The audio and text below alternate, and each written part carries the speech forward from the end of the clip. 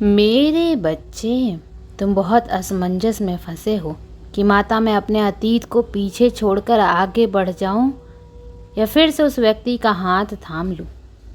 जो कुछ भी हुआ मेरे साथ वो सब कुछ भूल जाऊं या अपने जीवन का एक नया अध्याय शुरू करूं।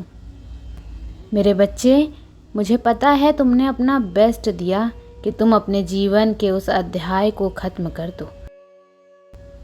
अपने जीवन के उस चैप्टर को तुम हमेशा के लिए भूलना चाहते हो, पर तुम्हारे मन में एक डर है कि माता अगर मैं वो सब कुछ भूल कर उस व्यक्ति को छोड़कर आगे बढ़ गया और मुझे कभी सच्चा प्रेम मिला ही नहीं तब, माता अगर मुझे कभी सफलता मिली ही नहीं तब, अगर मैं हार गया तब माता,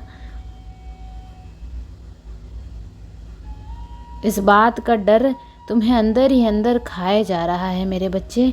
और तुम्हें सबसे ज़्यादा डर इसी बात का है कि अगर तुम्हारा परिवार नहीं बसा तब क्या होगा तुम्हारे साथ। क्या तुम अकेले रह जाओगे? क्या तुम्हें ये जीवन ऐसे ही अकेले बिताना पड़ेगा? तुम्हें कभी सच्चा और अच्छा जीवन साथी नहीं मिलेगा तो उस इंतज़ार से अच्छा है कि तुम उस व्यक्ति का हाथ थाम लो, क्योंकि वो तो आज भी तैयार है कि तुम उसे माफ़ कर दो और उसके साथ फिर से घर बसाने के सपने देखना शुरू कर दो।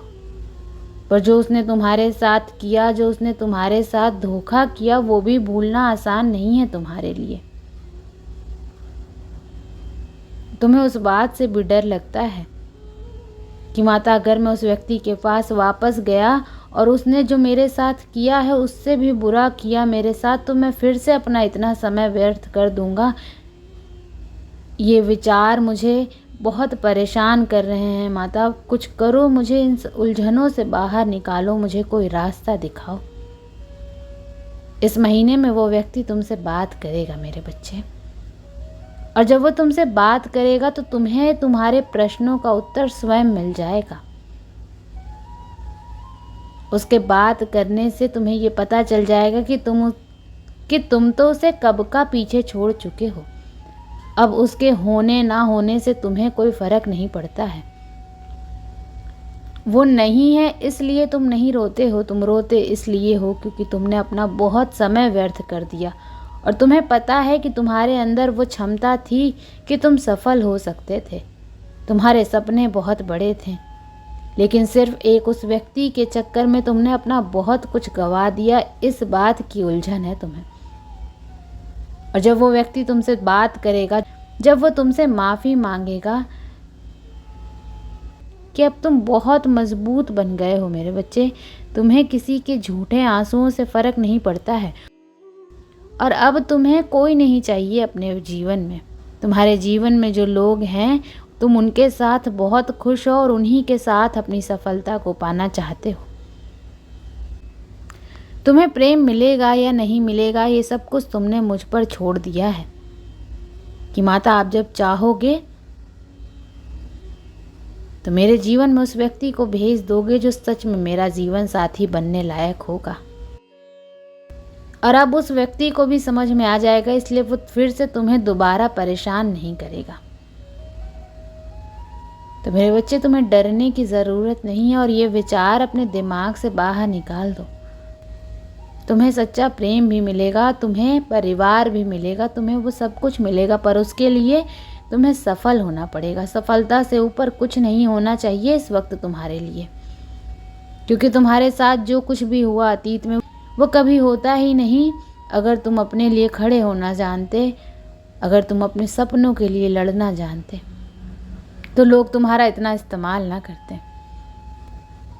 और जो लोग तुम्हारे जीवन से जा चुके हैं अब तुम्हें उनके होने ना होने से कोई फ़र्क नहीं पड़ता है। ये बात तुम्हें बहुत जल्द ही समझ में आ जाएगी मेरे बच्चे।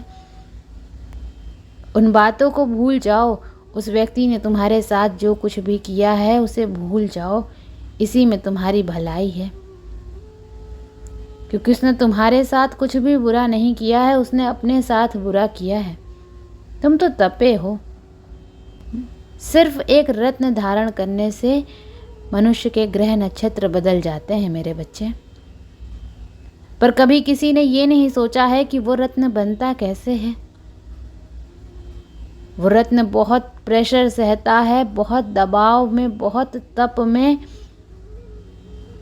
बहुत कुछ झेलना पड़ता है उसे रत्न बनने के लिए, जो किसी और व्यक्ति को सुकून दे, जो इस समाज के लोगों को शांति दे। तब जाके एक जेम स्टोन बनता है।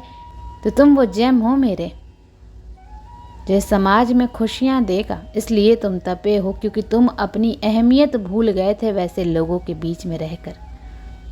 तुम ये भूल गए थे कि तुम हो कौन और तुम्हारे सपने क्या हैं।